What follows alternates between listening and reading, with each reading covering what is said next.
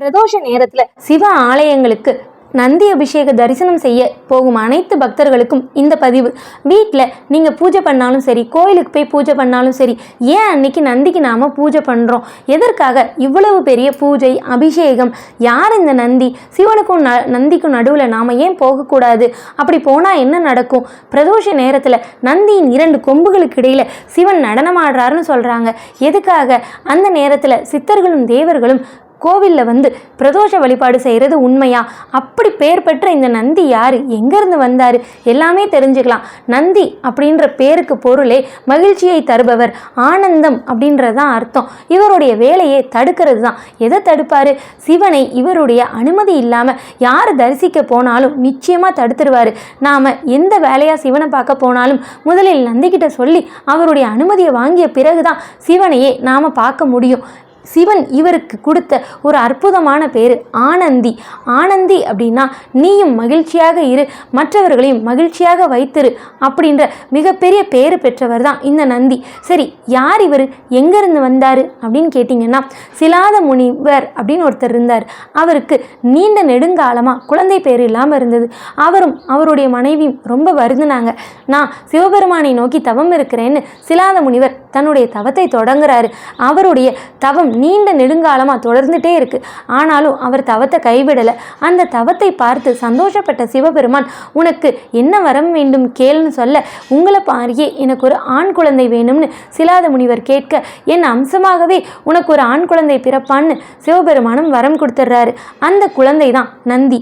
7 வயசுலேயே அந்த குழந்தை எல்லா விதமான கல்வி, கேள்வி, சாஸ்திரங்கள், ஜோதிடங்கள், ஞானம்னு சிறந்து விளங்குது. அதனால 7 வயதிலேயே சிவனை நோக்கி தவம் இருக்க தொடங்கிய அந்த குழந்தை நந்தி சிவனின் திருவருளை பெற்று சிவனின் அன்புக்கு பாத்திரமாகி சிவனோடு கைலாயத்தில் இருக்கும் பேரையும் பெற்றது. சிவகணங்களின் தலைவராகவும் மாறியது நந்தி.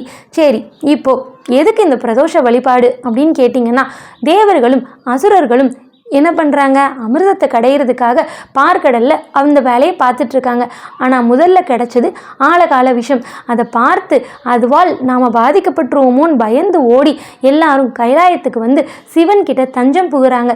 எல்லோரையும் காத்து அபயம் அளித்த சிவன் நந்தியை கூப்பிட்டு, நீ போய் அந்த விஷத்தை எடுத்துட்டு வான்னு சொல்கிறாரு.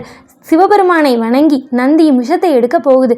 விஷத்தினுடைய வெண்மை, அதாவது சூடுதன்மை குறைஞ்சது. அவனருளாலே அந்த சூடு குறைஞ்சிருக்கு. சிவன் சொன்னதன்படி அந்த விஷத்தை எடுத்துகிட்டு வந்து சிவன் கையில் கொடுக்குறாரு.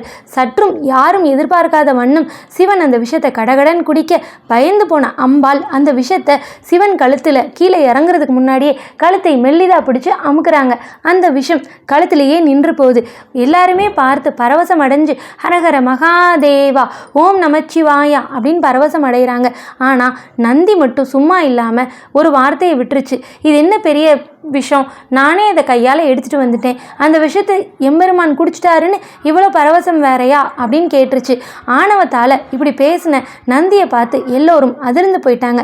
ஆனால் சிவன் மட்டும் எந்த ஒரு இதையும் காட்டிக்காம, நந்தி இங்கே வா அப்படின்னு கூப்பிட்டாரு. நந்தியும் பக்கத்தில் போய், என்ன ஈசனே அப்படின்னு கேட்கும்போது, என்னுடைய கையை முகர்ந்து பாருன்னு சொல்ல, நந்தியும் சிவன் சொன்னபடி கையை மோந்து பார்க்குது. மோந்து பார்த்த நந்தி மயக்கமாகி கீழே விழுந்துருச்சு. கொஞ்ச நேரம் கழித்து மயக்கம் தெளிஞ்சு எழுந்த உடனே நந்தி பேசுகிறாரு, சிரிக்கிறாரு, அழுகிறாரு, கோவப்படுறாரு. இல்லாத சேட்டைகள் எல்லாம் பண்ண அங்கிருந்த எல்லோருக்கும் அது விஷத்தின் தன்மையால் ஏற்பட்ட பாதிப்பு தான் அப்படின்னு புரியுது. அம்பிகை பயந்து போகிறாங்க. ஏன் நீங்கள் நந்திக்கு இப்படி ஒரு தண்டனை கொடுத்தீங்க? நான் தண்டனை கொடுக்கல பார்வதி, இது நந்தி செய்த வேலை தான். எந்த ஒரு விஷயத்தையும் தன்னால் முடியும் அப்படின்றதுக்காக பிறரை அலட்சியப்படுத்தி பேசக்கூடாது. நந்தி அதை செய்ததுக்காக இந்த தண்டனை அப்படின்னு சிவன் சொல்கிறாரு. இதுக்கு ஏதாவது வழி சொல்லுங்க அப்படின்னு அம்பிகை கேட்கும்போது, அரிசியை பொடிச்சு மாவாக்கி அதில் வெல்லம் கலந்து நந்திக்கு கொடுத்தா சரியாயிடும் அப்படின்னு சொல்கிறாங்க. அதுதான் இன்றைக்கும் பிரதோஷ வழிபாடில் நந்தியம்பெருமானுக்கு காப்பரிசி அப்படின்னு கொடுக்குறோம். சிவன் எந்த நேரத்திலையும் தனக்கு எந்த கட்டளை வேணாலும் இடுவார் அப்படின்ற காரணத்துக்காகவே தான் சிவனை பார்த்தவாறு நந்தி அப்படியே அவருக்கு எதிர்க்க உட்கார்ந்துருக்கு. அந்த நேரத்தில் நாம் குறுக்க போனோம் அப்படின்னா நந்தியின் வேலை தடைப்படுவதாக நினைத்து நந்தியம்பெருமான் சினம் கொள்ளுவார். அதனால தான் நாம் நந்திக்கும் சிவனுக்கும் இடையே ஒருபோதும் போகக்கூடாது அப்படின்னு சொல்கிறது. இந்த காரணத்தால் நாம் நந்தியம்பெருமான பிரதோஷ நேரத்தில் ரொம்ப சிறப்பாக வழிபடுறோம். அந்த நேரத்தில் எதுக்கு அவர் நந்தியின் கொம்புகளுக்கு இடையில் எம்பெருமான் நடனம் ஆடுறாரு அப்படின்னா, அந்த பிரதோஷ நேரம்தான் ஆழகால விஷம் இந்த உலகுக்கு வந்த நேரம். 4 மணிலேருந்து 6 மணி சாயந்தர நேரம். அந்த நேரத்தில் உலக மக்கள் எல்லாரும் பிரச்சனையிலிருந்து விடுபட்டு சந்தோஷமாக இருக்கணும்.